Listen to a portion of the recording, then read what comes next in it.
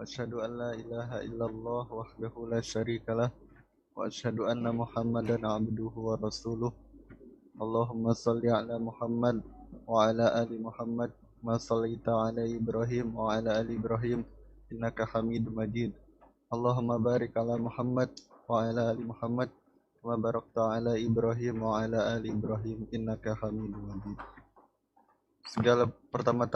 Segala puji dan syukur marilah kita panjatkan kehadirat Allah Subhanahu wa taala yang masih mencurahkan semua nikmatnya pada kita sehingga pada pagi hari ini kita dapat mendengar kajian langsung yang akan disampaikan bersama Ustadz kita Ustadz Dr. Syafiq Riza Basalamah LCMA Hafizahullah taala dengan tema meniti sirat.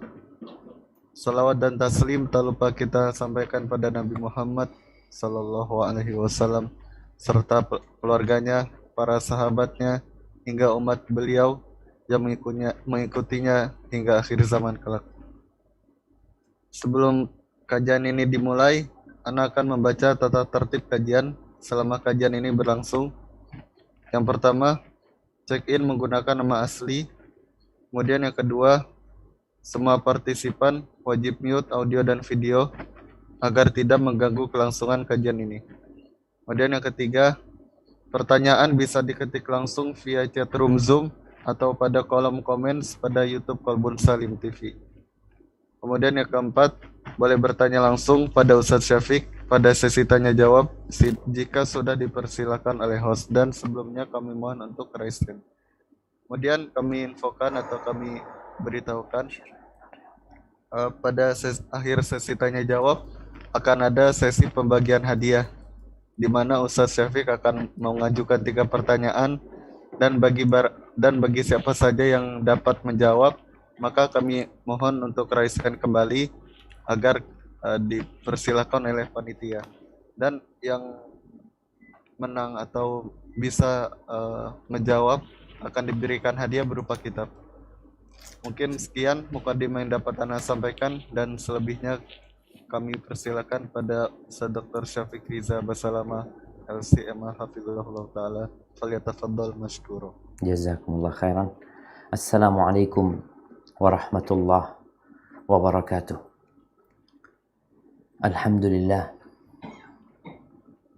alladzi khalaqa fasawwa wa qaddara fahada. Segala puji bagi Allah Jalla Jalaluh yang menciptakan dan menyempurnakan ciptaannya, yang memberikan petunjuk kepada yang diciptakan olehnya. Semoga Allah Azza wa Jal sebagaimana Dia memberikan petunjuk kepada kita saat ini, petunjuk itu terus menemani kita sampai kita masuk ke surga Allah Azza wa Jal. Allahumma salli wa sallim ala sayyidina Muhammadin wa ala alihi wa ashabihi ajma'in. Ya Allah, semoga salawat dan salam senantiasa Engkau curahkan untuk hamba kekasih-Mu, untuk baginda Nabi kita Muhammad alaihi salatu wassalam, untuk keluarga beliau, untuk istri-istri beliau, untuk putra-putri beliau, dan untuk seluruh sahabat Nabi. Semoga Allah meridhai kita bersama mereka. Amma ba'd, masih tentang beriman dengan hari akhir, tentang perjalanan manusia setelah mereka meninggal dunia. Kebanyakan kita itu mempelajari, mengkaji, mendalami, dan mempersiapkan diri untuk perjalanan hidup setelah manusia lahir. Bayangin, anak tuh belum lahir, ibunya udah ribut. Neneknya udah beliin baju. Mereka sudah mulai menyusun cita-cita buat tuh anak yang belum lahir. Nanti kepingin jadi apa, nanti sekolahnya di mana. Dia persiapkan untuk kehidupannya. Tapi jarang sekali yang mempersiapkan anaknya dan tentunya dirinya untuk perjalanan setelah dia meninggal dunia. Kalau kita menyimak dari awal kajiannya berkaitan dengan dibangkitkannya manusia di alam kubur dia, dibangkitkannya manusia digiring ke padang mahsyar, maka engkau akan persiapan. Apalagi persiapan melewatin neraka jahanam. Ahibati fillah, setelah pembagian cahaya telah usai, orang-orang berjalan menuju ke neraka jahanam, menuju ke surga sebenarnya mereka. Yang orang-orang kafir sudah berjatuhan di dalam neraka jahanam. Yang orang-orang munafikin awalnya bareng-bareng, kemudian mereka terpisahkan dengan dinding yang membatasi antara orang-orang beriman dengan orang-orang munafik, dan mereka pun berjatuhan ke neraka jahanam. Na'udzubillah min dzalik, karena mereka tidak punya cahaya dan kondisi neraka gelap gulita waktu itu, sehingga mereka berjatuhan. Kenapa diperlukan cahaya? Mungkin orang akan berpikir, Ustaz, kan ada cahaya neraka yang dengannya mereka bisa melihat. Disebutkan dalam beberapa riwayat bagaimana gelapnya neraka jahanam dan panasnya dia, sehingga mereka benar-benar perlu cahaya untuk dapat meletakkan kaki di atas sirat, kemudian melanjutkan perjalanan menuju ke surga Allah Azza wa Jalla. Ahibati fillah, ada sebuah ungkapan yang dulu sering ana dengar ketika ana masih kecil. Ana mungkin di pesantren udah ya. Kadangkala paman itu ngasih tahu ponakan-ponakannya, atau kadangkala terjadi dialog ya antara paman-paman kita. Salah satu yang ana masih ingat itu adalah ungkapan bahwa setiap muslim pasti masuk neraka. Masuk neraka. Nanti mau masuk surga tapi dia pasti harus masuk neraka. Apakah memang seperti itu? Sampai orang-orang yang masuk surga tanpa hisab, tanpa azab, dia akan masuk ke neraka. Maka ternyata memang ada dua pandangan ulama. Yang pertama mereka berpendapat, iya dia akan masuk neraka, kemudian keluar.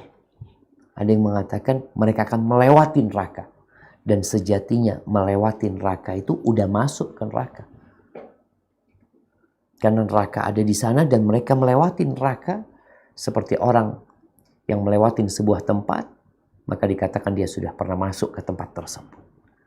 Dan ini pendapat yang lebih kuat. Bahwa yang dimaksud masuk neraka itu adalah melewati neraka, melewati sirat yang berada di atas neraka jahanam. Adapun ayat yang dijadikan dalil bahwa setiap orang itu pasti masuk neraka sebelum dia masuk surga adalah firman Allah di surat Maryam ayat 71-72. Silakan dibaca. A'udzu billahi minasyaitonir rajim. Wa in minkum illa wariduha kana 'ala rabbika hatman maqdiyya. Thumma nunajjil ladzina ittaqaw wa nadharul zalimina fiha jithiya. Dan tidak ada seorang pun di antara kamu yang mendatanginya atau neraka. Hal itu bagi Tuhanmu adalah suatu ketentuan yang sudah ditetapkan. Kemudian kami akan menyelamatkan orang-orang yang bertakwa dan membiarkan orang-orang yang zalim di dalam neraka dalam keadaan berlutut. Barakallahu fikum. Semua akan melewatinya. Jadi maksud dari memasuki neraka itu, semua akan masuk neraka, yakni akan melewatinya. Adapun orang-orang munafik, orang-orang yang melakukan dosa, dia akan terjatuh di sana. Sedangkan orang mukmin yang terjatuh di dalam neraka karena dosa-dosa yang dia lakukan, karena timbangan keburukan dia lebih berat daripada timbangan kebaikan, maka masih ada harapan dia untuk keluar dari sana. Yang jelas, yang masuk ke neraka, melewati neraka, itu tanpa ada perkecualian. Para nabi pun akan melewati. Ibnu Hajar al-Asqalani, dia mengatakan bahwasanya tidak ada pertentangan di antara kedua makna yang mengatakan akan masuk atau akan melewatinya. Karena menurut Ibnu Hajar al-Asqalani, li'anna man abbara bid-dukhul tajuzu bihi 'anil murur. Wa wajhu anna al-mar 'alaiha fawqa sirat fi ma'na man dakhala. Jadi kalau ada yang berpendapat masuk, ada yang mengatakan melewati, dua ini tidak bertentangan sebenarnya. Karena orang yang melewati itu yang memasuki neraka. Karena dia melewati di atas neraka tersebut. Itu seperti orang yang memasukinya. Rasul SAW mengatakan, "Thumma yu'ta bil jisr." Kemudian akan didatangkan jembatan. Fayuj'alu baina dhahrai jahannam. Rawahul Bukhari. Kemudian jembatan itu diletakkan di atas punggungnya neraka jahanam. Jadi orang itu harus melewati jembatan ini untuk menuju ke surga Allah Azza wa Jalla. Bagaimana jembatan tersebut? Yang kita sering mendengarnya dengan nama sirat. Setiap sholat kita mengatakan ihdinas siratal mustaqim. Tunjukkan kepada kami jalan yang lurus. Petunjuk meniti jalan yang lurus di muka bumi ini, itulah petunjuk untuk meniti sirat yang berada di atas neraka jahanam. Yang ketika hidup berada di atas siratal mustaqim, maka dia akan berada di sirat yang berada di atas neraka jahanam dengan lurus dan sampai ke tujuan. Nggak belok-belok. Kalau yang jalannya di dunia belok-belok, yang namanya sirat di atas neraka jahanam itu lurus. Engkau belok jatuh. Sebagaimana jatuhnya engkau dari sirat yang lurus di muka bumi ini, begitu pula hamba akan jatuh di sirat yang berada di atas neraka jahanam. Bagaimana model sirat ini jemaah? Abu Sa'id Al-Khudri radhiyallahu anhu dalam sebuah potongan hadis yang panjang, beliau meriwayatkan bahwa Rasulullah sallallahu alaihi wasallam bersabda, "Tsumma yu'ta bil jisr." Kemudian tadi itu hadis yang kita bacakan, didatangkan tuh jembatan. Didatangkan. Artinya ketika neraka jahanam dihadirkan, tidak ada jembatan. Namun tatkala orang-orang itu sudah selesai dari hisabnya, mereka mau menuju ke akhir terminal sesuai amalan mereka, maka didatangkan itu sirat. Diletakkan di atas neraka jahanam. Qulna ya Rasulullah, wa mal jisr. Kami bertanya kepada Nabi SAW, wahai Rasulullah, bagaimana bentuk jembatan itu? Kayak apa jembatan itu yang akan kita lewati? Beliau mengatakan alaihi salatu wassalam, madhadatun muzil atau mazillah, alaihi khatatif wa kalalib wa hasakah mufaltaha laha syaukatun uqaifa takunu binajd yuqalu laha sa'dan. Subhanallah. Bentuk jembatan itu licin, madhadah, mazillah, menggelincirkan. Ini dua sifat yang membuat seseorang harus berhati-hati yang melewati. Dia itu licin, ada licin tapi aman insya Allah. Licin, kita umpamanya dikasih tahu, awas jalannya licin. Tapi nggak memudahkan orang untuk tergelincir. Kok bisa Ustaz? Ya, kalau antum ke kamar mandi, tapi lantainya itu adalah keramik kamar mandi memang. Antum tahu keramik kamar mandi itu membuat kaki kita bisa nggak tergelincir. Walaupun licin insya Allah nggak tergelincir. Tapi kalau kamar mandi itu keramiknya pakai keramik yang biasa, terus licin, maka menggelincirkan. Jadi udah licin dan menggelincirkan. Cukup? Enggak. Nabi mengatakan di atasnya terdapat besi-besi pengait. Subhanallah ya. Nah, ana lupa, ana ingin ditampilkan sebenarnya.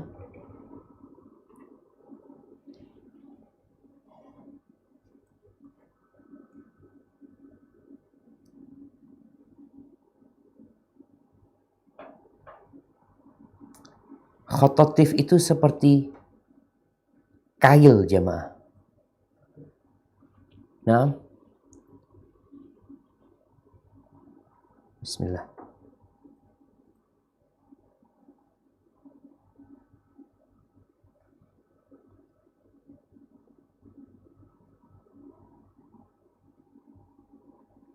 Nah, kita tahu seperti kail gini mungkin. Ini kok nggak bisa besar. Tapi udah. Kita lihat gambarnya seperti kail ini. Ada macam-macam model kail ini. Itu disebut khototif. Kemudian di situ ada durinya juga. Yang Nabi nyebutnya syauk sa'dan. Seperti ini kira-kira.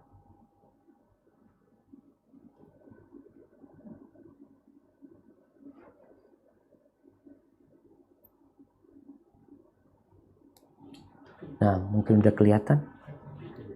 Gimana? Diklik ini.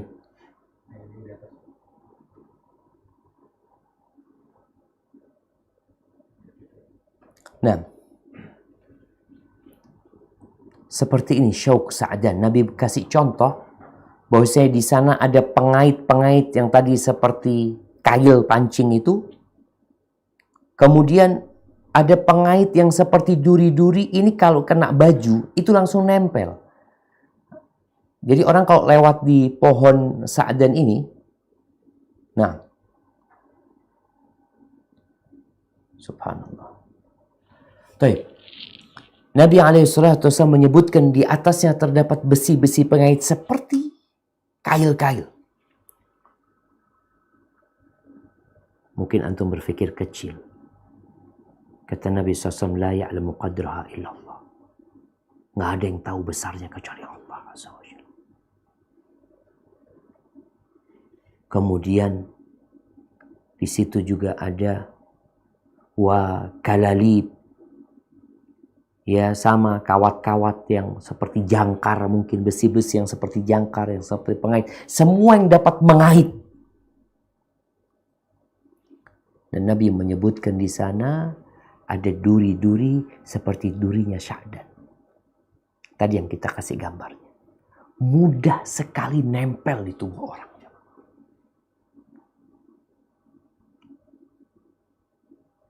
Ini menjadikan jembatan itu semakin menakutkan. Kalau tadi bicara licin menggelincirkan, orang itu sudah akan hati-hati. Tapi tatkala dia melihat di kanan kirinya itu ada pengait-pengait, ada duri-duri yang nempel kemudian menarik orang, menjatuhkannya ke dalam neraka. Na'udzubillah min dzalik. Abu Sa'id Al-Khudri radhiyallahu anhu menyebutkan balaghani. Ini yang pada pertemuan sebelumnya sempat ditanya, apakah benar jembatan itu lebih halus dari rambut dan lebih tajam dari pedang. Abu Sa'id Al-Khudri mengatakan, telah sampai kepada aku berita bahwa jembatan itu adaqqu minas sya'rah. Lebih lembut dari rambut. Lebih lembut dari rambut. Wa ahaddu minas sayf, dan lebih tajam dari pedang. Licin, menggelincirkan. Kecil jembatan itu, tipis sekali. Gimana orang akan melewatinya? orang-orang kafir itu dihimpun, digiring ke neraka di wajah mereka. Ketika para sahabat bertanya, ya Rasulullah, gimana mereka digiring di wajahnya? Nabi SAW mengatakan, yang mampu membuat dia berjalan di atas kedua kakinya, maka dia mampu untuk membuat dia berjalan di wajahnya. Maka itulah sirat yang berada di atas neraka Jahannam. Itu hadis diriwayatkan Imam Muslim. Ucapan Abu Sa'id Al-Khudri radhiyallahu anhu, yang sejatinya ini berkaitan dengan hal yang gaib, yang kita serahkan kepada Allah dan Rasulnya, berkaitan dengan hal-hal yang gaib ini. Abu Hurairah radhiyallahu anhu meriwayatkan dari Nabi SAW, beliau mengatakan, wabihi kalalibun mithlu syauqis sa'dan. Pada jembatan itu terdapat besi-besi pengait seperti duri pohon sa'dan. Pengaitnya itu seperti duri-duri gitu aja. Kalau pengaitnya satu, tapi ini seperti duri. Pengaitnya itu penuh dengan duri. Ama ra'aitum syauqas sa'dan. Nabi pernah mengatakan, pernahkah kalian melihatnya? Melihat duri pohon sa'dan itu? Para sahabat mengatakan, na'am ya Rasulullah. Iya, kami pernah melihatnya. Fa innaha mithlu syauqis sa'dan. Seperti itu pengait-pengaitnya, yang mudah nempel di tubuh dan susah untuk terlepas. Ghaira annaha la ya'lamu qadra idhamaha illallah. Akan tetapi tidak ada yang mengetahui ukuran besarnya kecuali Allah SWT.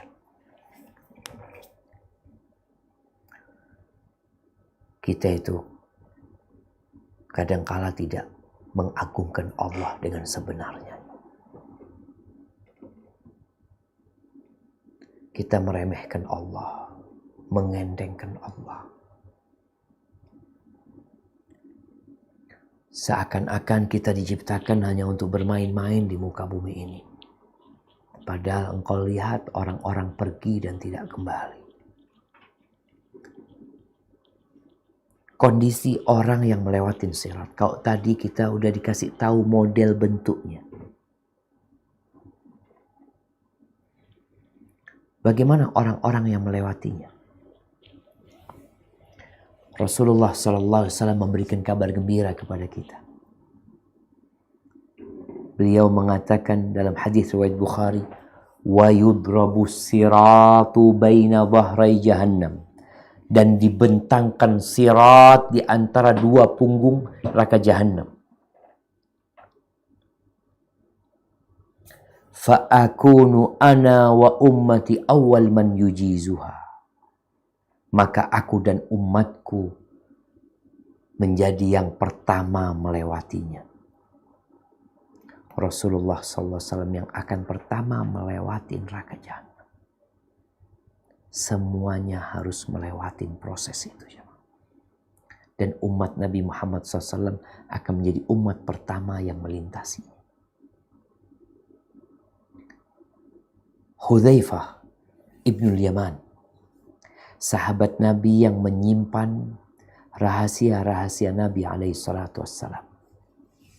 Dia meriwayatkan dari Nabi SAW. Nabi mengatakan, wa fi hafatay sirat kalalibun mu'allaqa ma'muratun bi akhdi man umirat bihi.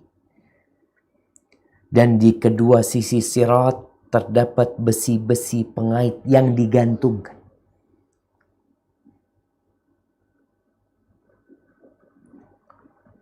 Kalau memahami hadis ini, jadi besi pengaitnya itu keluar dari dalam neraka, kemudian bergantungan di kanan kiri sirat.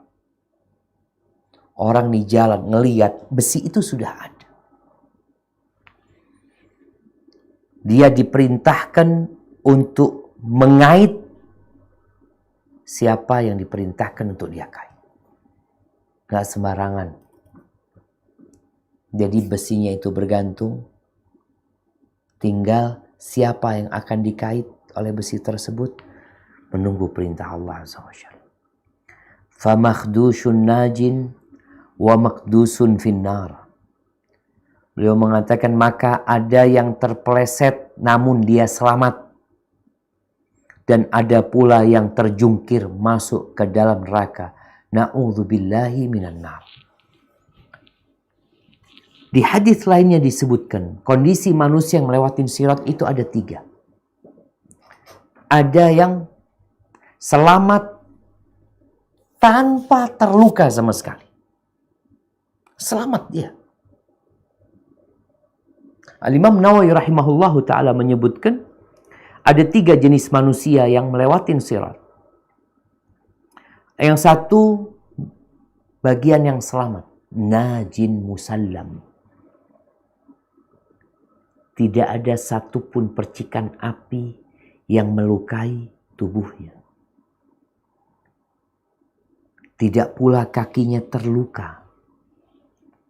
Tidak pula rambutnya terbakar. Datang dan pergi sekejap mata. Hilang.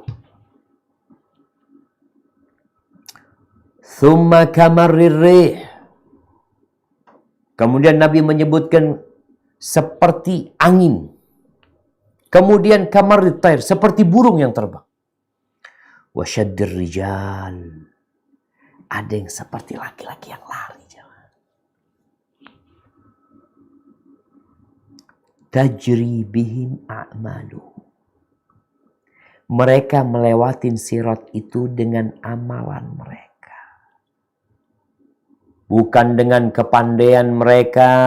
Nih buat yang punya ilmu. Kita semua tahu dengan keutamaan berilmu. Bahkan kita mengetahui keutamaan al-alim alal abid. Orang yang berilmu dibandingkan orang yang ahli ibadah. Seperti keutamaan rembulan dibandingkan dengan bintang-bintang yang ada. Naam. Tapi ilmu itu akan ditanyakan. Engkau amalkan buat apa? Buat apa tuh ilmu? Maka Nabi SAW menyebutkan tajri bihim a'maluhum. Yang membuat mereka berjalan di sana, berlari di sana. Amalan-amalan mereka. Wa nabiyukum qa'imun ala sirat. Dan Nabi berdiri di sirat. Nabi kan lewat duluan. Belum menanti di sirat itu. Mengatakan, Rabbi salim salim. Ya Allah, selamatkan. Ya Allah, selamatkan. Bayangkan doa para nabi itu. Salim salim. Nggak ada yang berbicara pada waktu itu. Kecuali Nabi. Orang digiring yang di sebelah sana berjatuhan ke neraka jahanam. Orang-orang munafikin. Yang dipisahkan dengan tembok. Dengan pembatas. Yang orang-orang beriman melihat dengan mata mereka. Neraka jahanam. Itu mereka melihat adanya jembatan. Dan adanya pengait-pengait di kanan kirinya. Maka nggak ada yang dikatakan oleh orang pada waktu itu kecuali salim salim. Nabi SAW mengatakan hatta ta'jiza a'malul ibad, sehingga amalan-amalan mereka nggak mampu lagi sudah untuk mengantarkan orang ini. Hatta yaji'a ar-rajul fala yastati'u as-sayr illa zahfan. Sampai ada orang yang datang melewatin sirat nggak bisa berjalan. Jalan nggak bisa. Dalam sebuah hadis Nabi SAW mengatakan faman batta'a bihi amaluhu lam yusri' bihi nasabu. Barang siapa yang berjalan melewatin sirat lambat karena amalannya memang gak kuat untuk membuat dia berlari. Lam yusri' bihi nasabu. Gak akan nasab dia membuat dia jadi cepat. Oh, saya keturunannya ustadz. Saya anaknya kiai. Saya anaknya tuan guru. Saya anaknya siapa? Lam yusri' bihi nasabu. Nasabnya gak akan membuat dia bisa berlalu cepat. Kita disuruh beramal. Di dalam riwayat Tabrani, Nabi menyebutkan lebih detail lagi, hatta yamurral ladzi u'tiya nurahu ala ibhami qadamai. Sampai akhirnya waktu pembagian cahaya kan ada yang dikasih cahaya di ujung jempol kakinya. Ya. Sampai akhirnya dia datang nih. Yang ada cahaya di ujung jempol kakinya dia datang. Bagaimana dia melewatin sirat? Yahbu ala wajhihi wa yadaihi wa rijlaihi. Dia merangkak di wajahnya, di tangannya, di kakinya. Orang tuh merangkak biasanya di kaki dan tangannya. Ini sampai wajahnya dijadikan alat untuk menahan diri dalam merangkaknya dia di atas sirat ini. Dia memegang dengan kedua tangannya, memegang dengan kakinya pun. Kemudian dengan wajahnya dia menahan diri agar tidak terjatuh ke dalam api neraka jahanam.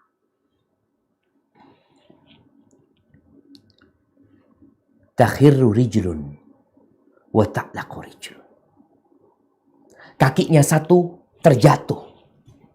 Ketika dia pegang dengan tangannya, kakinya satu terjatuh, yang satu nyangkut, jemaah. Yang satu udah terjatuh, yang satu nyangkut. Wa yusibu jawanibahun nar. Maka kanan kiri dia terkena, termakan oleh api neraka. Yang di atasnya selamat, tapi yang berpegangan, bergantungan, maka neraka akan membakar kanan kiri dia, samping kiri dan kanan dia. Fala yazalu kadzalik hatta yakhlus. Dia itu masih berjalan, jemaah. Dia selamat lagi, dia merangkak lagi, terjatuh lagi. Ini orang yang terakhir melewati sirat. Fa idza khalasa waqafa 'alaiha. Ketika dia berhasil melewati sirat dalam kondisi merangkak dan berpegangan, bergelantungan dia selamat sampai ke ujung neraka jahanam di situ, kemudian dia berdiri ketika sudah selamat dengan tubuh yang penuh dengan bekas bakaran api. Dia mengatakan kepada api tersebut, Alhamdulillah, laqad a'tanillah ma lam yu'ti ahadan. Ini orang bagaimana memandang nikmat Allah SWT. Ini orang mengatakan, segala puji bagi Allah. Allah telah memberikan kepada aku nikmat yang belum pernah diberikan kepada seorang pun. Padahal yang lain udah masuk surga mungkin. Dia baru sampai ke ujungnya neraka yang satunya. Ini pelajaran buat kita, jemaah. Kita tuh kalau melihat nikmat Allah, tidak melihat nikmat Allah yang diberikan kepada orang lain, engkau akan pandai bersyukur.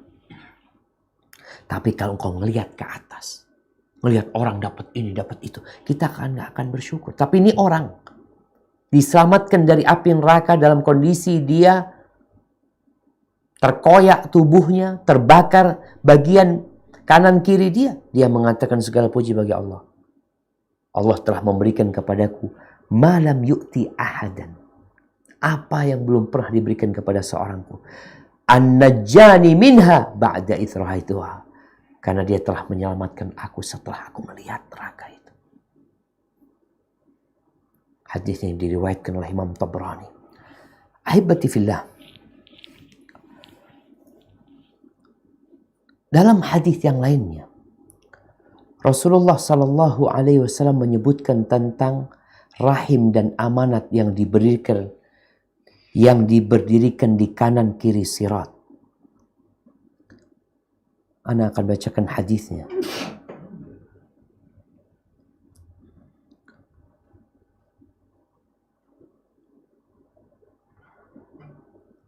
Dalam hadis yang diriwayatkan oleh Imam Muslim, Rasulullah Sallallahu Alaihi Wasallam mengatakan, wa tursalul amanatu war rahim.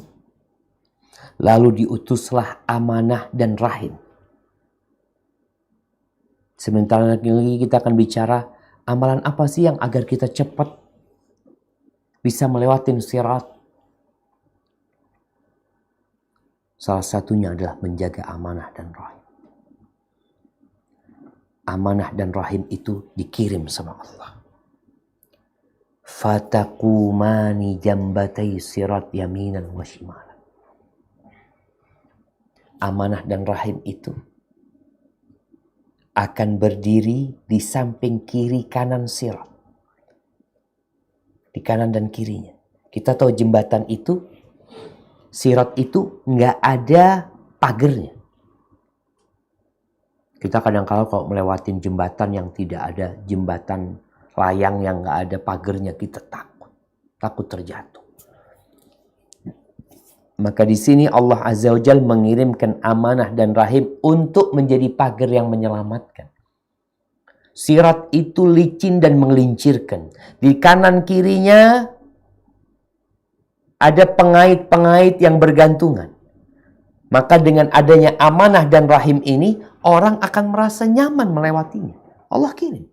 Allah tampakkan jemaah. Fayamurru awwalukum kalbar. Yang pertama melewatin seperti kilat tadi. Lalu seperti thumma kamarrir rih. Seperti angin yang bertiup. Thumma kamarrit tayr. Kemudian seperti burung sampai akhir hadis. Di sini pentingnya seorang menjaga amanah. Khususnya yang menjadi pemimpin. Siapa pemimpin Ustaz? Kullukum ra'in wa kullukum mas'ulun an ra'iyati. Setiap kalian adalah pemimpin dan akan ditanya tentang amanah yang diberikan kepada kalian. Ana saat ini sebagai seorang suami, ana punya rakyat. Rakyat ana 1 istri ana. Ada 6 anak ana. Itu rakyat ana.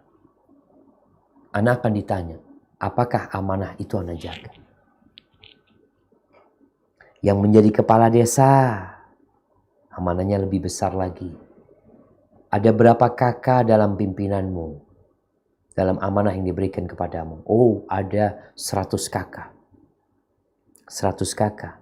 Di tiap kakak ada berapa orang? Itu menjadi tanggung jawabmu. Yang menjadi camat lebih naik lagi. Ada berapa desa yang dalam kepemimpinanmu? Ya, ada 10 desa. Setiap desa ada 100 kakak. Setiap kakak anggap ada 4 orang. Tinggal dikalikan. Yang menjadi bupati. Kenapa Anda sampaikan hal ini? Karena kondisi sebentar lagi akan ada pilkada. Tolong diingat. Amanah ini. Yang menjadi bupati akan lebih banyak. Oh, berapa rakyatnya? Jember umpamanya rakyatnya 2 juta lebih. Akan ditanya tentang 2 juta orang. Amanah itu akan berdiri nanti. Dia berdiri melindungimu atau dia berdiri memegang jangkar-jangkar dan pengait-pengait itu. Kemudian rahim. Bagaimana urusan rahim ini jamaah? Nabi SAW mengatakan, La yadkhulul jannah qati. Nggak masuk surga orang yang memutuskan rahimnya. Nggak masuk surga. Rahim itu akan nungguin engkau nanti di pinggiran sirat. Kalau ternyata engkau orang yang memutuskan rahim, maka dia akan mengaitmu untuk memasukkan ke dalam neraka. Jangan meremehkan urusan rahim. Rasulullah SAW berkata tentang rahim ini, Ar-rahimu mu'allaqatun bil arsh. Rahim itu bergantungan sama arsy Allah Azza wa Jalla. Dia mengatakan, Qala Rabbi hadha maqamul a'idhi bika. Ini makom tempatnya orang yang minta perlindungan kepadamu. Lalu Allah mengatakan, Ama tardaina an asila man wasalaki wa aqta' man qata'aki. Apa engkau nggak mau, nggak ridha, aku akan sambung orang yang menyambungmu. Allah akan sambung orang yang menyambung rahim. Allah akan sampaikan ke surga Allah Azza wa Jalla. Rahimnya akan menungguin dia di pinggir sirat untuk mengantarkan dia sampai ke surga Allah. wa aqta' man qata'aki, dan aku akan memutuskan orang yang memutuskan. Rahimnya akan nungguin dia. Mungkin dia banyak kawan, mungkin dia banyak teman, tapi kalau memutuskan rahim, maka rahimnya akan nungguin dia juga nantinya. Karena Allah berjanji akan memutuskan orang yang memutus rahim. Ahibati fillah, sejatinya orang yang melewatin sirat itu, sebagaimana tadi disampaikan, tergantung amalannya. Bukan banyaknya amalan, tapi baiknya amalan. Ibnu Katsir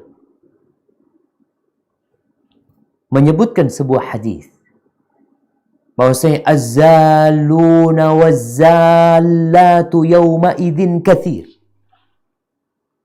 Yang terpleset dari laki-laki dan wanita pada hari itu banyak sekali. Waqad ahata bil jisr yawma idzin simatani minal malaika. Malaikat itu berada juga di kanan kiri jisr, mengelilingi sirat. Doa mereka, ya Allah salim salim, ya Allah selamatkan selamatkan.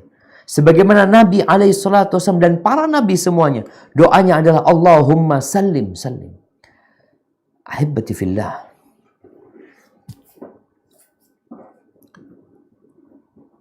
kalau bertanya amalan apa, perbuatan apa, doa apa, zikir apa agar kita selamat dari sirat, perbanyak amal soleh.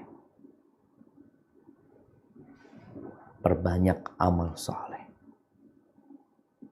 Bukan perbanyak harta. Bukan perbanyak kenalan. Tapi perbanyak amal soleh. Di antara amal soleh yang perlu antum milikin adalah percaya dengan sirat. Yakin bahwa antum akan melewati. Sehingga kalau kita yakin dengan keberadaan sirat dan sudah memahami bagaimana bentuknya sirat, akan muncul rasa takut yang mengantarkan dia untuk beramal. Ibnu Katsir rahimahullahu ta'ala ketika menafsirkan firman Allah tadi yang kita baca, wa in minkum illa wariduha, di surat Maryam ayat 71-72, beliau menyebutkan beberapa riwayat dari kalangan salafus saleh. Beliau meriwayatkan dari Qais ibn Abi Hazim. Dia berkata, kana Abdullah ibn Rawaha wadi'an ra'sahu fi hijri imra'ati. Sahabat Nabi yang bernama Abdullah bin Rawaha, dia meletakkan kepalanya di pangkuan istrinya. Waktu itu dia sedang sakit. Fabaka, lalu dia menangis. Fabakat imra'atuh, istrinya ikut menangis. Faqala ma yubkik. Abdullah bin Rawaha tanya sama istrinya, apa yang membuatmu menangis? Kenapa engkau menangis? Faqalat ra'aituka tabki fabakaitu. Aku melihatmu menangis, maka aku pun menangis, haru. Jadi tangisan istrinya tangisan haru. Ya kita kadang-kadang lihat orang cerita nangisannya, kita ikut nangis. Istrinya terus terang, ketika ditanya kenapa engkau menangis, apakah karena akan berpisah dengan aku? Enggak, dia mengatakan karena engkau menangis, aku ikut menangis. Maka Abdullah bin Rawaha ingin menjelaskan kenapa dia menangis kepada istrinya. Inni dzakartu qala Allah azza wa jalla. Aku mengingat firman Allah. Wa in minkum illa wariduha. Tidak ada satupun di antara kalian melainkan akan memasukinya, yakni neraka jahanam. Tadi melewati neraka jahanam. Aku ingat dengan firman Allah. Fala adri anju minha amla. Aku nggak tahu. Masuknya pasti, selamatnya nggak pasti. Apakah aku akan selamat ketika melewati neraka jahanam atau tidak? Subhanallah. Tuh, keimanan kepada sirat membuat orang jadi takut dan membuat dia berdoa, beramal agar Allah menyelamatkannya dari api neraka. Ibnu Jarir At-Tabari meriwayatkan dari Abu Ishaq, kana Abu Maisarah idza awa ila firashihi. Abu Maisarah, mungkin dia seorang tabi'in. Abu Maisarah itu kalau malam hari dia mau tidur, dia berangkat ke kasurnya, dia suka mengatakan, ya laita ummi lam talidni thumma yabki. Dia suka mengatakan, ya Allah, andai kata ibundaku tidak melahirkan aku. Kemudian dia menangis. Ini ucapan yang masih bermanfaat di dunia. Tapi kalau ini diucapkan setelah kematian, nggak ada gunanya. Ketika orang-orang minta dibalikin ke dunia, ya laitani qaddamtu li hayati. Andai kata aku berbuat untuk kehidupanku. Ada yang ingin, ya laitani kuntu turaba. Andai kata aku menjadi debu, menjadi tanah. Tapi ini dalam kondisi hidup, ucapan itu ucapan dia ingin bersemangat untuk beramal. Dia mengatakan, andai kata bundaku tidak melahirkan, kemudian dia menangis. Lalu ditanyakan kepada dia, ma yubkika ya Aba Maisarah? Apa yang membuatmu menangis, wahai Abu Maisarah? Maka Abu Maisarah mengatakan, akhbarana anna wariduha. Allah memberikan informasi kepada kita kalau kita akan memasuki neraka. Kita akan memasuki neraka. Walam nukhbar anna sadiruna anha. Tapi kita nggak dikasih tahu kalau kita akan keluar dari neraka. Itu yang membuat Abu Maisarah menangis. Ya ma, ini benar. Orang-orang kalau dikasih tahu ada banjir bandang di depan. Ada tanah longsor. Ada tanah bergerak. Ada gempa. Ada tsunami. Maka dia akan ketakutan. Apakah lagi kalau dikatakan itu akan sampai ke tempatmu. Abdullah bin Mubarak rahimahullahu ta'ala meriwayatkan dari tabi'in Hasan al-Basri radhiyallahu anhu qala rajulun li akhi. Ada seorang laki-laki yang berkata kepada saudaranya, hal ataka annaka waridun nar? Apakah informasi sudah sampai kepadamu kalau engkau bakal masuk neraka? Sudah sampai kepadamu informasi itu? Qala na'am. Ya. Aku sudah dapat informasi itu. Kalau aku akan memasuki neraka. Fahal ataka annaka sadirun anha? Apakah engkau juga dapat informasi engkau akan keluar dari sana?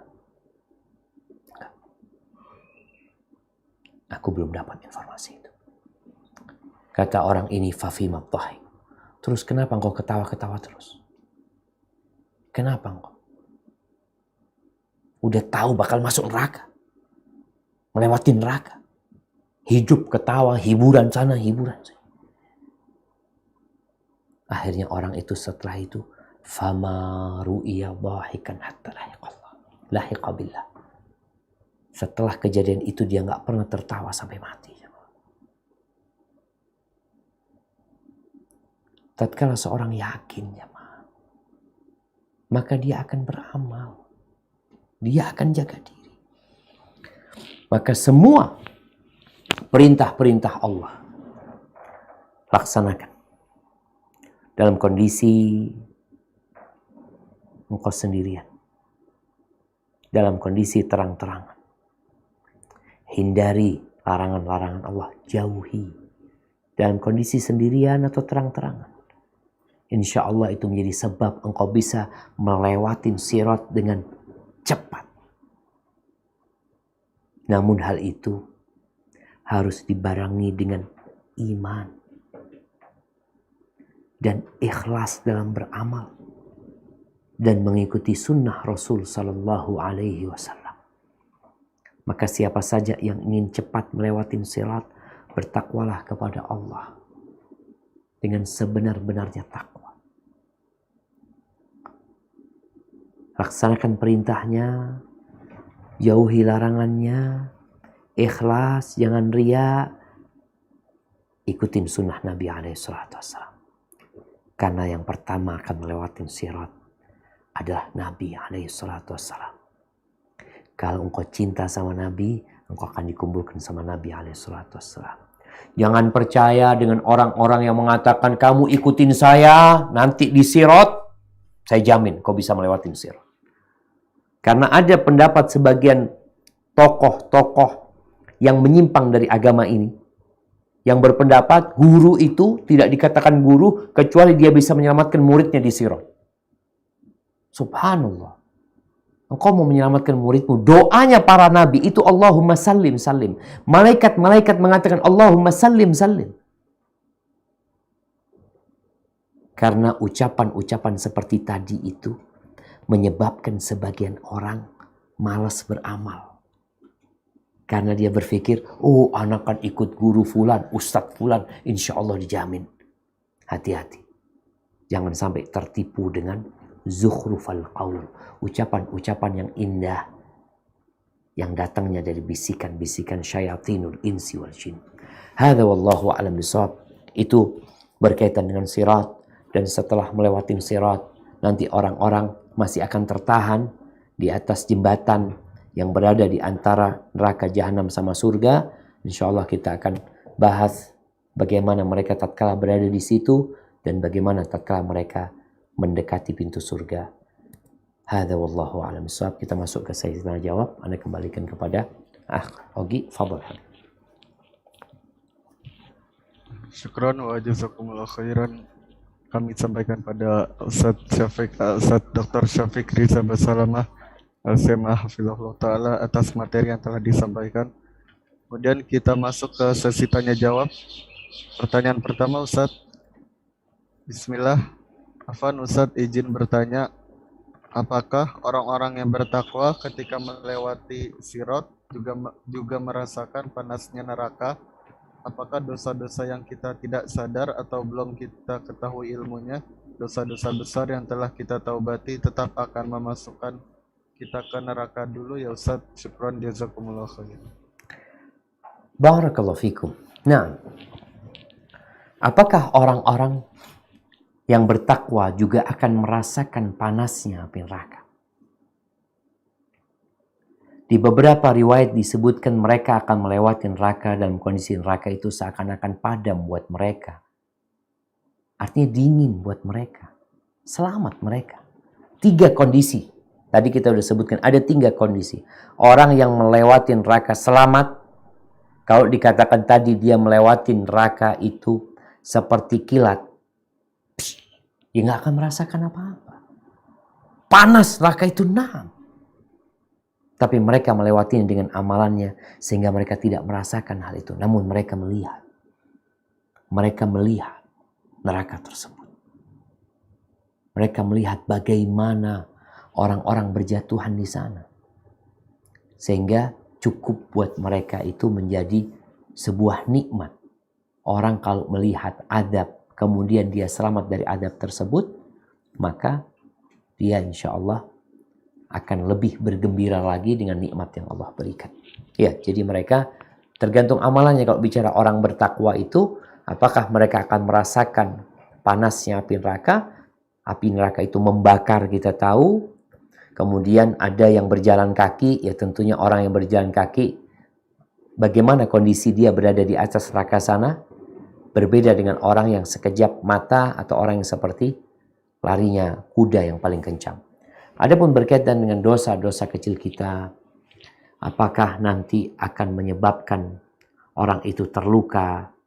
Ahibati fillah, semua akan mendapatkan balasan. Dosa-dosa kecil pun akan dibalas kalau tidak diampuni dan dihapuskan. Balasan itu bisa jadi di dunia.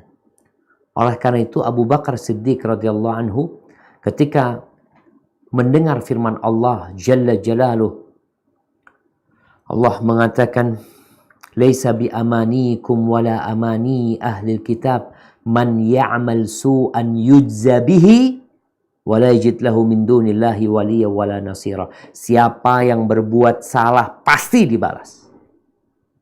Ketika ayat ini turun, berat buat para sahabat Nabi. Maka Abu Bakar mengatakan, "Ya Rasulullah, kalau disebabkan setiap dosa yang kita lakukan kita akan dibalas, kita akan binasa." Abu Bakar mengatakan itu. Ini orang yang paling kuat imannya di antara umat Nabi Muhammad SAW. Lalu Nabi menjelaskan, "Awatamrat Abu Bakar, apa kau nggak sakit? Merasa capek, lelah, gundah, mungkin kena paku, kena jarum, kena duri." Maka itu menjadi balasan buat dosa. Jadi kalau dikatakan balasan dosa itu nanti ketika di dunia orang udah dibalas. Dihapuskan dosanya dengan musibah-musibah yang menimpa dia. Sholat yang 5 waktu juga menghapuskan dosa. Maka kembali apakah orang ini sudah dihapuskan dosanya apa tidak? Maka nanti di sana tergantung amalannya. Tergantung amalannya. Kalau sudah diampuni oleh Allah Azza wa Jal, maka insya Allah dia selamat. Tapi kalau enggak, maka dia harus merasakan balasan dari dosa yang dia kerjakan. Nabi juga mengatakan, alaihi salatu wassalam, "Iyakum wa muhaqqaratidz dzunub, fa inna laha minallahi taliban." Kalian hati-hati dengan dosa-dosa yang diremehkan, dosa-dosa yang dianggap kecil. Ada malaikat penuntut khusus untuk dosa-dosa itu. Hadza wallahu a'lam bissawab.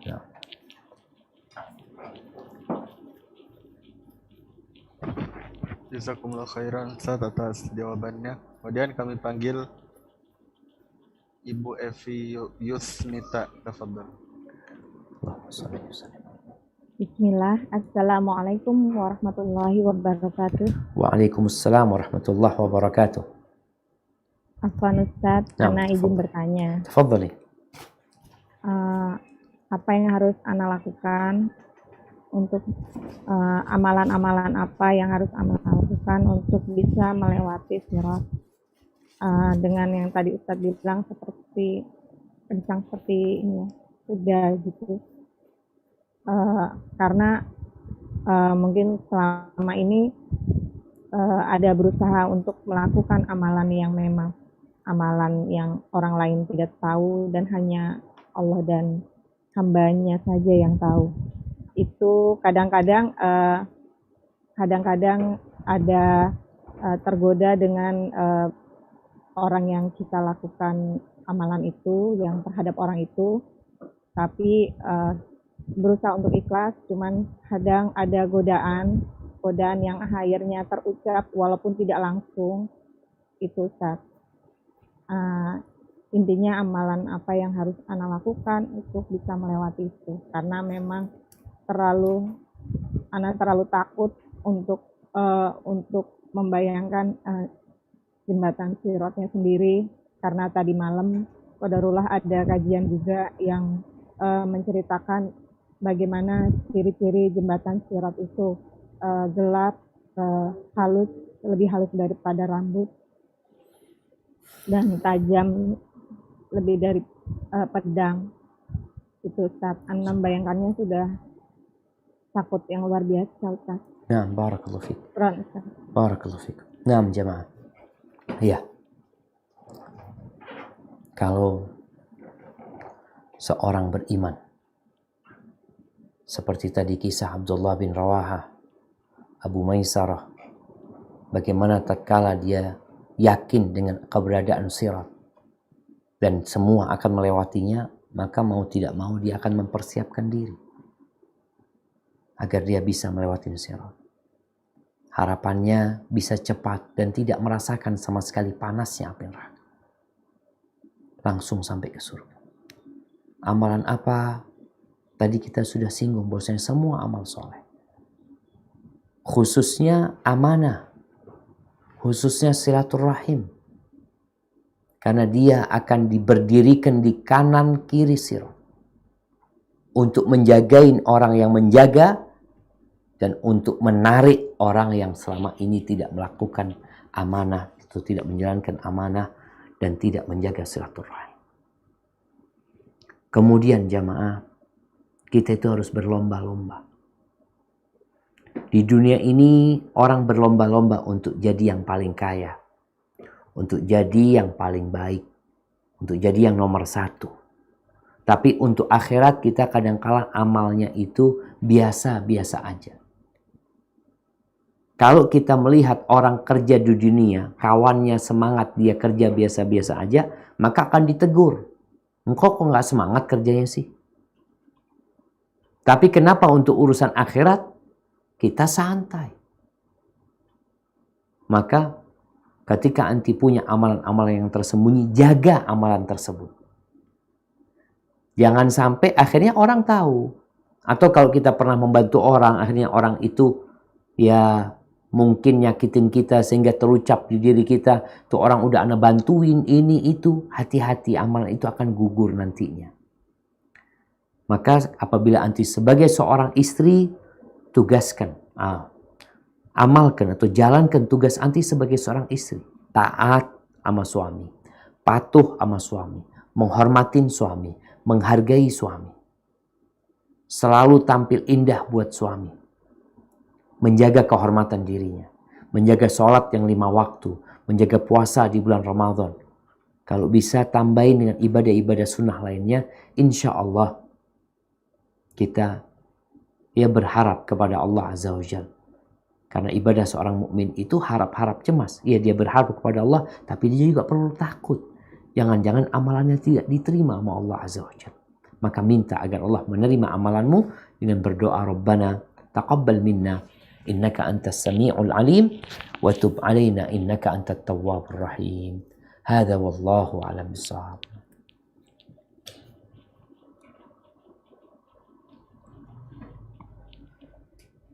Syukran Ustaz. Kemudian pertanyaan selanjutnya. Assalamualaikum Ustaz. Waalaikumsalam warahmatullahi wabarakatuh. Semoga kita semua selalu dalam nikmat, sehat dan dirahmati Allah. Allahumma amin. Begini Ustaz, Ana seorang ibu. Putra Ana dalam 3 hari ini bilang ke Ana kalau hendak menikah. Setelah istikharah ada petunjuk seorang gadis yang dikenalnya. Namun maaf, si gadis ini Nasrani. Setelah anak Ana tanya, dia siap pindah keyakinan ke Muslim atau mualaf. Anak berkata jujur pada anak berkata jujur pada anak karena anak mau menomorsatukan ibunya. Nah, ini yang menjadi kegelisahan anak. Apa yang harus anak perbuat saat saya masih belum percaya dan bingung. Mohon pencerahannya Ustaz, jazakumullah khairan. Barakallahu fiik. Naam jamaah. Ya, akhir-akhir ini kita mendapatkan suguhan berita orang-orang yang pindah agama. Ketika dari agama yang salah kepada agama yang benar, maka kita bersyukur. Tapi kalau dari agama yang benar ke agama yang salah, kita kesian. Karena mungkin selama ini memang dia nggak beragama. Kalau dikatakan dia pindah meninggalkan agama Islam ini, mungkin selama ini memang nggak percaya sama Islam. Hanya Islam-Islaman. Taib, berkaitan dengan pernikahan tadi. Rasulullah SAW berpesan, kalau ingin berbahagia, fadfar bidzatid din taribat yadak. Beruntunglah engkau mendapatkan wanita yang agamanya baik. Beruntung. Engkau akan selamat. Tapi gimana ini Ustaz? Kalau kita bicara agama, maka dia agamanya non-muslim, Nasrani. Kita tahu dalam agama kita sebenarnya boleh menikahi wanita Nasrani. Dalam kondisi dia nggak masuk Islam. Sebagaimana Allah sebutkan di surat Al-Ma'idah ayat 4 insyaAllah. Mungkin bisa dirujuk di sana. Al-yawma uhilla lakum at-tayyibat wa ta'amul ladhina utul kitaba hillul lakum wa ta'amukum hillul lahum wal muhsanatu wal muhsanatu minan nisa wal muhsanatu minal ladzina utul kitab. Artinya dihalalkan menikahin wanita Nasrani yang menjaga kehormatan dirinya. Boleh. Tapi bukan dianjurkan, diperbolehkan. Nah, kalau sekarang wanita Nasrani itu siap untuk masuk Islam, alhamdulillah. Jadi kalau dia Nasrani aja boleh menikahi, apalagi dia mau masuk Islam. Silahkan. Cuma memang resiko. Apa resikonya? Resikonya pemimpin tanggung jawabnya lebih besar. Kalau dia punya istri yang udah soleha, yang udah baik, maka dia sudah memilihkan buat anak-anaknya ibu yang soleha. Jadi dia nggak terlalu capek mendidik anak-anaknya. Tapi kalau belum, maka dia punya dua tugas. Tugas ke depan masalah anaknya dan masalah istri. Engkau harus mempersiapkan istri menjadi ibu buat anak-anak. Maka yang perlu dilihat, apakah anak ibu termasuk orang yang suka untuk mengajar, ngasih tahu, tidak sibuk cari duit, nanti istrinya tidak mendapatkan siraman rohani. Karena tidak sedikit orang-orang yang masuk Islam, karena tidak ada follow up, akhirnya dia Islam-Islaman. Maka ibu dudukkan anaknya, apakah dia serius, dia siap memegang tanggung jawab tersebut. Dan kalau memang dia siap, ibu bantu dia juga. Untuk tadi bagaimana menantu ibu, kalau jadi menantu nantinya, Islamnya benar-benar Islam yang sungguhan. Bukan Islam-Islaman. Maka coba dipelajari dulu tentang perempuan itu. Kalau tipikalnya perempuan itu perempuan yang taat, penurut ya. Yang memang selama ini agama dia memang agama ya sama lah seperti ada Islam KTP. Mungkin dia Nasrani KTP juga sebenarnya. Dengan dia mau masuk Islam, semoga anak ibu bisa membimbing dia. Dan itu menjadi pahala tentunya. Tapi kalau enggak, resikonya besar. Hadza wallahu a'lam bishawab. Syukran, jazakumullah khairan Ustaz. Kemudian kami panggil Al-Ukht Dinda, tafadhali. Assalamualaikum Ustadz. Waalaikumsalam warahmatullahi wabarakatuh. Ahlan wa sahlan. Naam, tafadhali. Ya semoga Ustadz, tim, serta seluruh umat muslim selalu dilingkupi oleh berkah dan pertolongan Allah. Allahumma amin. Amin. Sebelumnya mohon izin untuk bertanya Ustadz. Jadi saat ini saya sedang menempuh studi S1 ilmu psikologi di salah satu universitas di Jawa Timur. Sebelumnya saya sangat senang dan bersemangat Ustadz untuk mempelajari dan mengikuti perkuliahan saya dan sempat memiliki rencana juga untuk melanjutkan studi ke S2 psikologi profesi. Hingga qadarallahnya pandemi ini membawa saya lebih dekat dan lebih intens lagi dalam mengikuti kajian-kajian online. Nah, setelah itu sekarang saya merasa semangat saya benar-benar teralihkan Ustadz. Saya tidak lagi memiliki semangat dan ketertarikan yang kuat untuk memperdalam ilmu psikologi yang saya miliki. Dan saya juga sudah mulai mengurungkan niat saya untuk melanjutkan S2 psikologi profesi untuk klinis anak ini Ustadz. Nah, menurut Ustadz, jika saya tidak melanjutkan untuk S2 dan bahkan tidak menggunakan keilmuan saya yang saya miliki sebagai profesi dan memilih untuk lebih fokus pada kajian yang merupakan hal yang tepat atau tidak, dan apakah saya tetap bisa dianggap sebagai pembelajar dan penuntut ilmu walaupun saya tidak duduk di bangku formil untuk studi agama Islam. Itu pertanyaan pertama Ustadz. Terus jika diizinkan saya memiliki pertanyaan kedua Ustadz. Nah, tafadhali. Yang kedua, saya merasa saya itu butuh bimbingan Ustadz, dan qadarallahnya saya memiliki orang tua yang kurang bisa membimbing saya dalam hal agama dan bertakwa kepada Allah. Dalam hal ini akhirnya saya berpikir untuk mencari seseorang yang bisa mendampingi saya Ustadz dan membimbing saya.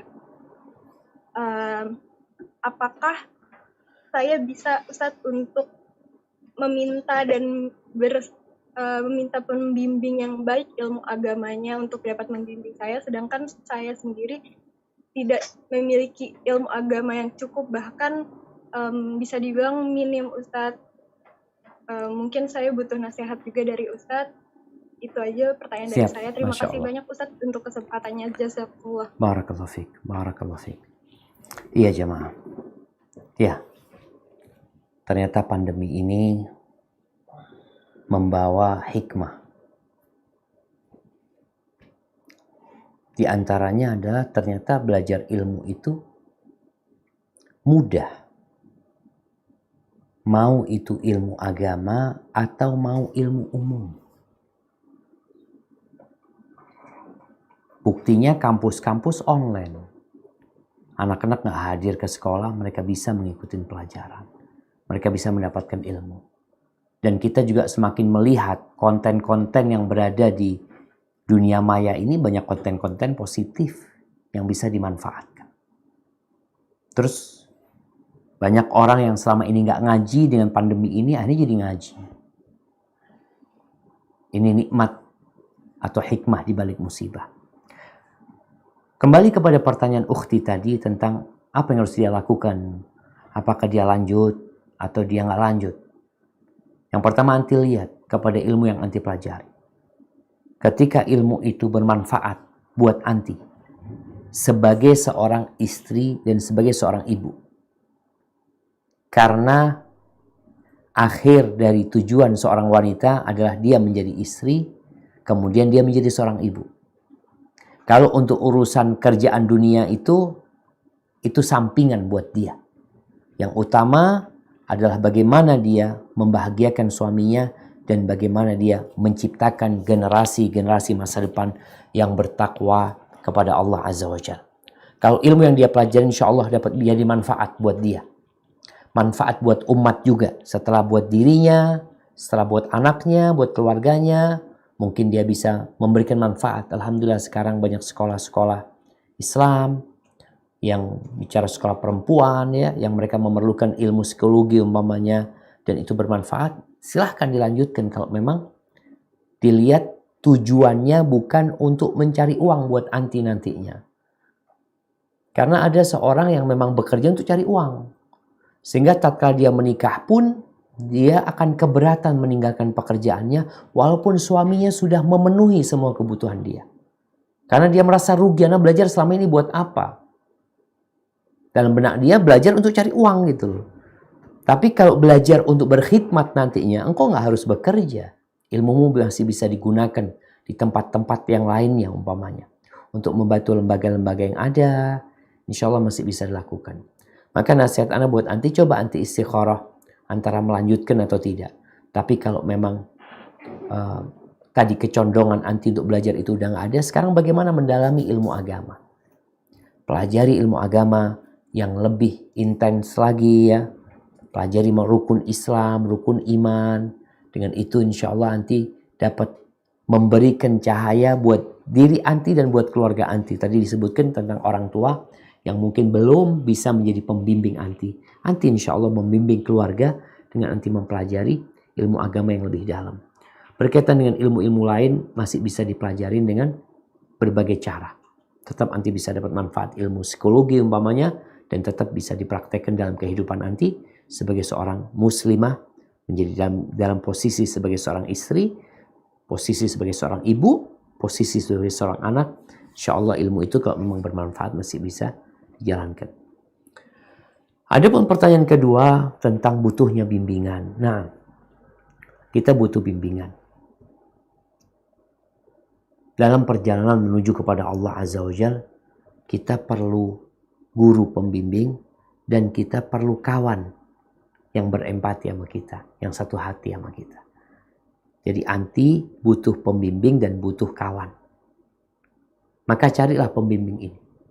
Sekarang alhamdulillah, kalau cari pembimbing ini mudah dengan adanya grup-grup WhatsApp kajian umpamanya. Ada ustadz yang membimbing di sana atau ada ustadzah. Kalau bisa anti kenal sama ustadzah yang ada sama istri-istri ustadz di kampung anti umpamanya. Oh ada istrinya ustadz fulan umpamanya. Anti datang ke sana untuk mendapatkan bimbingan. Itu insya Allah akan membantu anti tidak tersesat dalam kehidupan ini. Dan yang kedua anti perlu kawan. Kawan yang menggandeng anti. Karena sekarang anti kondisi semangat. Imannya sedang naik. Tapi iman itu naik turun. Ketika iman itu turun, anti perlu ada yang menggandeng anti untuk melanjutkan perjalanan menuju kepada Allah Azza wa Jal yang memang perjalanannya panjang. Tanpa kawan, anti akan kesepian. Maka semoga anti dapat pembimbing yang baik dan dapat kawan yang sehati sama anti bersama-sama menuju kepada Allah Azza wa Jal. Hada wallahu a'lam bissawab. Nah. Syukuran Ustaz. Pertanyaan selanjutnya. Assalamualaikum Ustaz. Waalaikumsalam warahmatullahi wabarakatuh. Nah.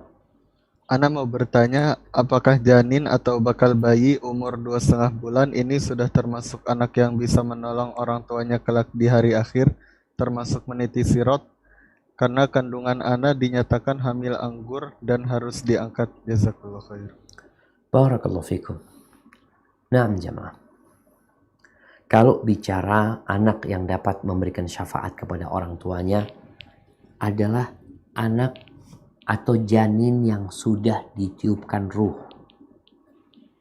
Jadi ketika janin itu berumur 120 hari, yang Nabi SAW menjelaskan bahwasanya 40 hari pertama dia adalah air mani, 40 hari kedua dia adalah segumpal darah yang menempel di rahim, kemudian 40 hari selanjutnya dia menjadi daging.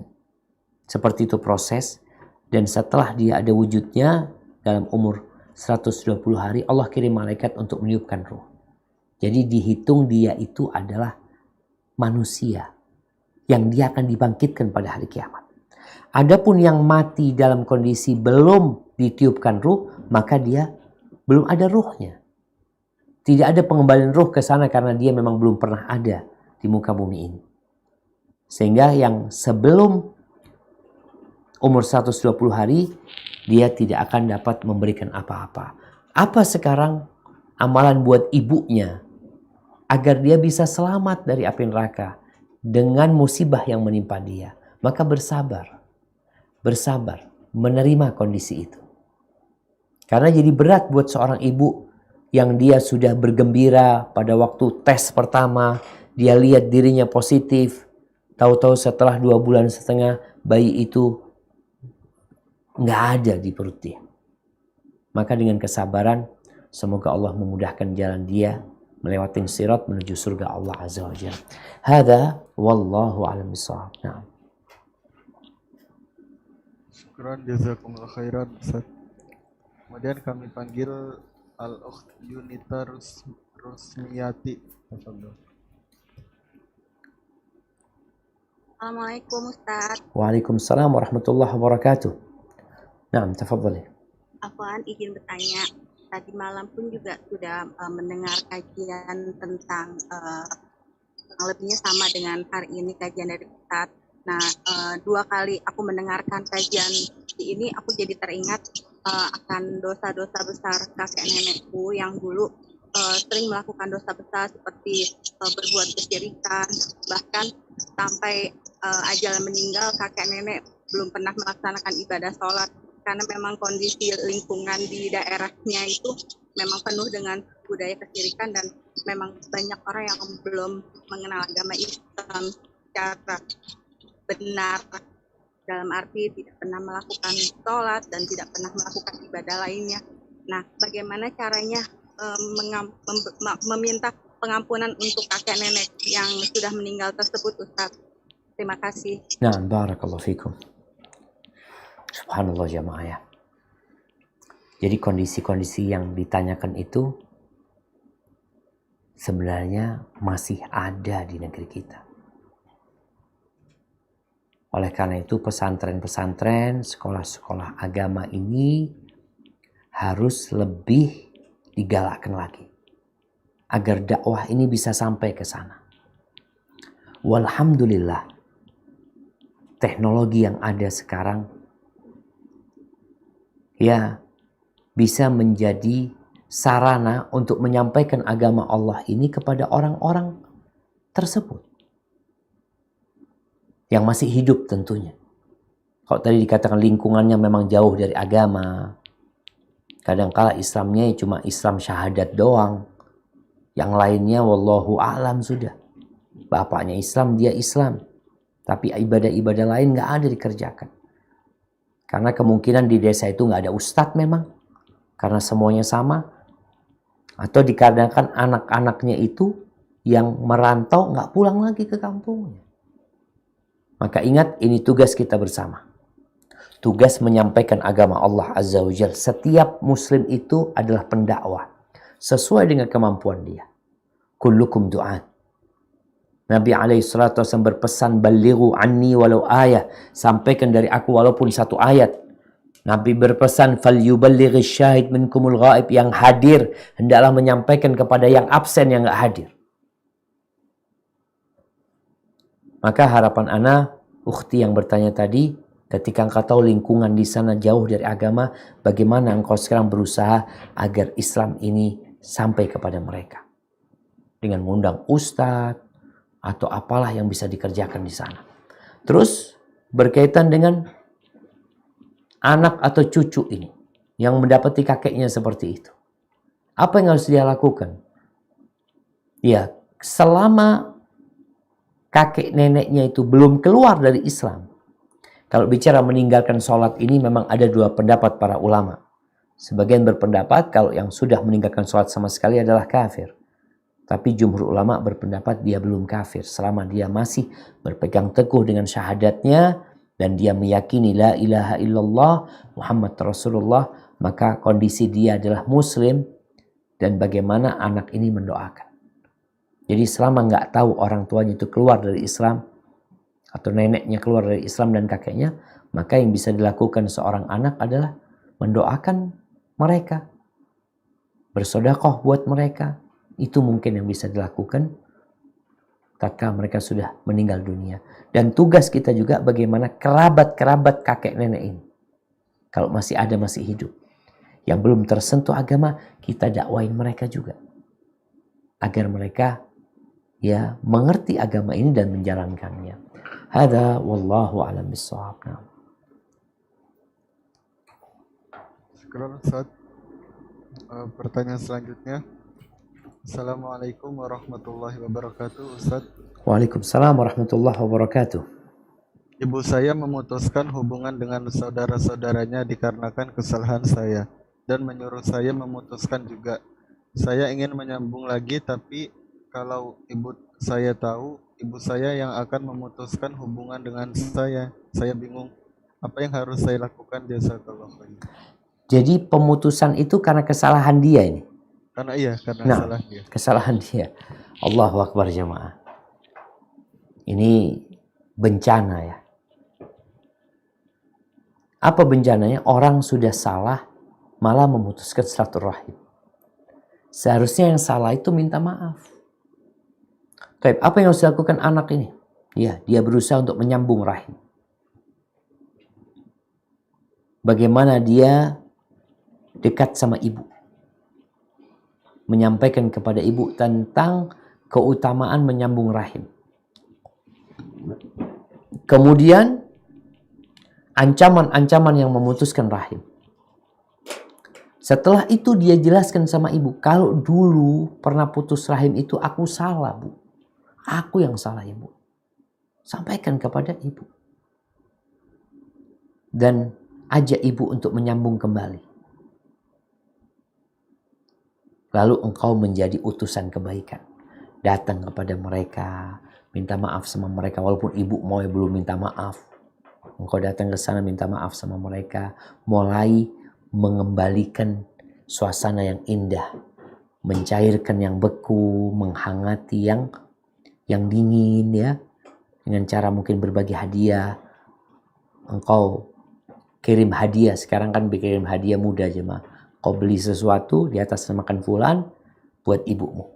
Seakan-akan yang kirim adalah kerabatmu, padahal yang kirim engkau. Nggak ada masalah. Bagaimana emosi ibu yang panas itu, dan biasanya kalau sudah waktu lama itu, insya Allah akan mulai mereda sambil ditanamkan tadi keimanan tentang keutamaan menyambung rahim dan ancaman yang memutuskan rahimnya. Hadza wallahu a'lam bissawab.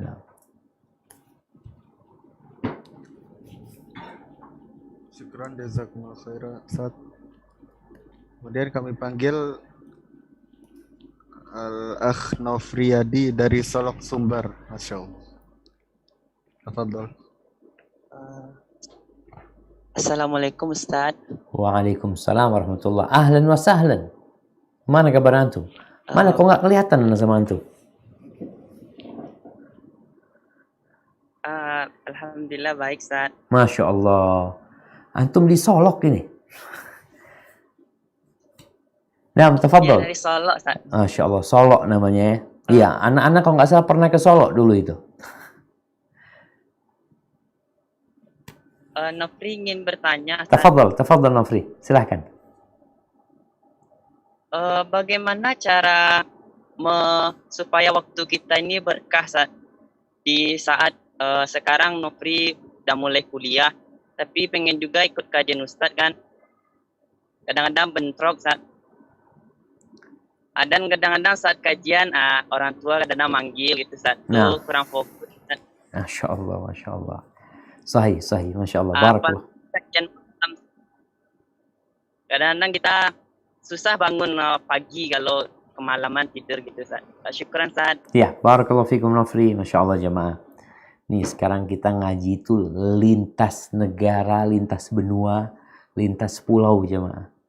Kalau dulu anak ngaji di Jakarta yang datang ya orang Jakarta doang. Mungkin sebelah Jakarta datang.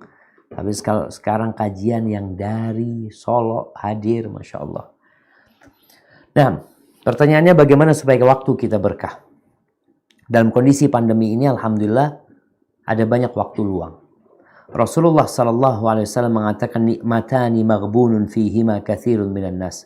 Ada dua nikmat yang kebanyakan orang itu lalai, tertipu dengan nikmat itu. Sehingga tidak dapat memanfaatkan nikmat yang Allah berikan. Apa? As-sihhatu wal faragh. Yang pertama sehat, yang kedua waktu luang. Sekarang bagaimana supaya waktu kita berkah? Yang pertama, baca Quran. Quran itu berkah. Dan menjadikan hidup kita berkah. Jadi usahakan tiap hari itu kalau engkau ingin waktumu berkah, adakan momen waktu untuk baca Quran. Kalau bicara banyak pekerjaan, taib, ada banyak aktivitas, banyak pekerjaan, tapi Quran tetap dibaca. Walaupun 1 lembar, 2 lembar, 3 lembar, baca tuh Quran. Sama artinya kalau bisa. Itu langkah pertama menciptakan keberkahan di waktu kita. Karena Allah menurunkan Quran ini sebagai mubarakan, penuh dengan berkah. Baik. Yang kedua, alhamdulillah sekarang kalau bicara belajar, kalau tadi bertabrakan ya, karena ada jadwal kuliah atau kegiatan lainnya, kajiannya ini bisa ditonton lagi. Tinggal tadi cari waktu yang tepat. Kalau dikatakan jangan terlalu malam tidurnya. Artinya lihat, kita punya waktu 24 jam kita lihat. Tidur, paling banyak tidur itu 8 jam. Itu buat anak-anak lah. Kalau yang tua-tua gini mungkin ya tidur 6 jam udah cukup. Umpamanya seperti itu. Dia lihat waktu dia untuk ini, untuk itu. Insya Allah kalau seorang muslim itu mengatur waktunya, ada waktu untuk kajian tetap ada. Ketika dipanggil orang tua, ya dia push kalau memang kajiannya itu sudah rekaman ya. Dia akan tonton ulang. Dia dengarkan orang tuanya, bantu orang tuanya. Nggak perlu mengatakan, lagi ngaji. Nggak, sudah. Bismillah, bantu orang tuamu. Dan itu juga akan mendatangkan berkah di kehidupan anak. Karena kita tahu, barang siapa yang ingin rezekinya dilancarkan, umurnya dipanjangkan, hendaklah dia menyambung rahimnya. Sehingga kebaktianmu kepada orang tuamu, insya Allah itu akan menambah berkah di waktumu dan menambah berkah di hartamu. Jadi kalau malam tetap usahakan tidurnya tidak terlalu malam, tinggal dilihat waktu-waktu luangnya, di saat itulah digunakan untuk membaca Al-Quran, menyimak kajian, dan ketika kajian usahakan serius supaya ilmunya terserap. Jangan kita dengarkan 1 jam tapi hasilnya sedikit. Padahal 1 jam itu ada banyak ilmu yang disampaikan, ada banyak hadis, ada banyak ayat. Tapi kok kayaknya cuma ya 5 poin aja yang disampaikan. Maka gunakan kitab, buku untuk mencatat kajian tersebut dan itu akan menyebabkan berkah dalam kehidupan kita sehingga nggak perlu ingat-ingat lagi karena udah dicatat. Dan ketika mencatat di kertas itu, sejatinya dia sedang mencatat dalam hati dia. Hadza wallahu a'lam bishawab. Mungkin kita masuk ke pertanyaan terakhir, Ogi. Nah, tafadhal. Ya, Ustaz. Pertanyaan terakhir. Assalamualaikum Ustaz. Waalaikumsalam warahmatullahi wabarakatuh. Semoga Allah selalu menjaga Ustadz dalam lindungannya. Amin. Izin bertanya, bila kita sudah berusaha menutupi amalan kita, misalkan puasa sunnah, kemudian malah ada teman lain yang membongkar dan menceritakan pada yang lain, sehingga banyak orang lain jadi memuji-muji dan sebagainya. Bagaimana sikap yang sebaiknya kita ambil ya Ustadz? Berbohong untuk menutupi amalan tersebut atau bagaimana? Barakallahu fikum. Naam jamaah. Pujian yang datang dari orang lain yang kita tidak mengharapkannya. Ketika kita beramal soleh ya. Kemudian ada orang yang tahu dengan amalan kita. Kemudian dia memuji kita. Maka sejatinya pujian itu nggak apa-apa. Asalkan kita tidak minta dipuji. Ketika engkau tidak minta dipuji. Dan engkau memang tidak menampakkan amalanmu untuk pamer kepada mereka.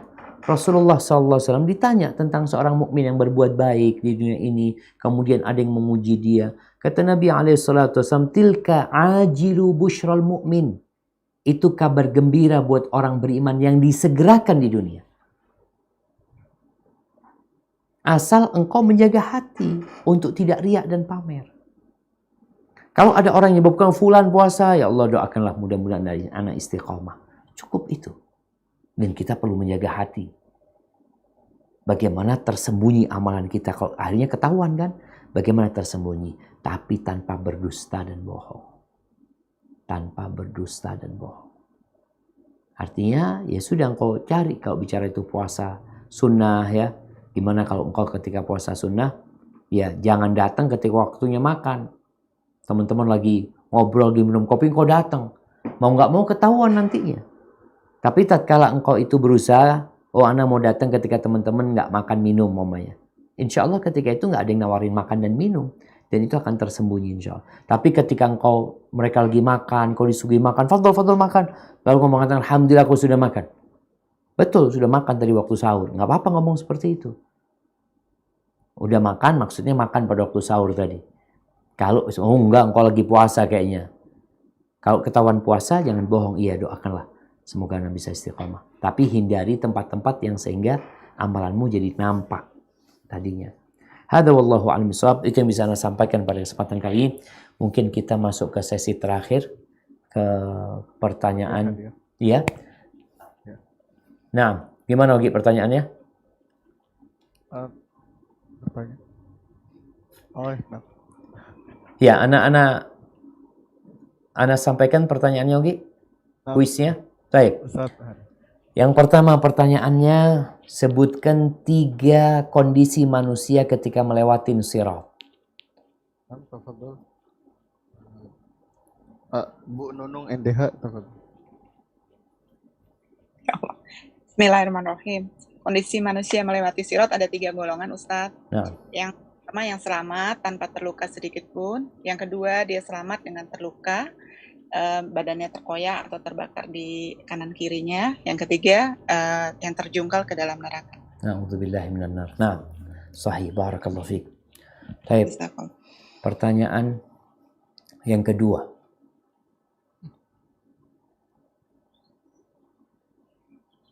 Apakah semua orang beriman itu sebelum masuk surga akan masuk neraka?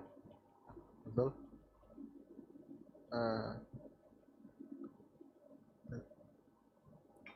Arfiela atau ahli Arfiela. Bismillah, Assalamualaikum warahmatullahi wabarakatuh. Waalaikumsalam warahmatullahi wabarakatuh.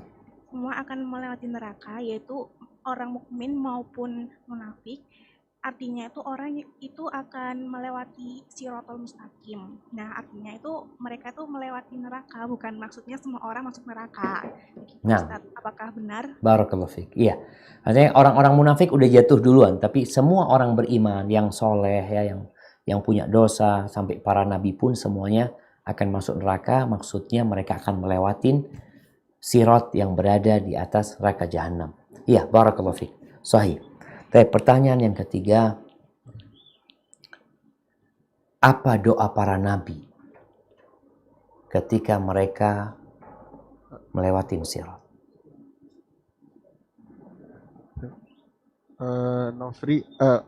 Bapak Nofriyadi.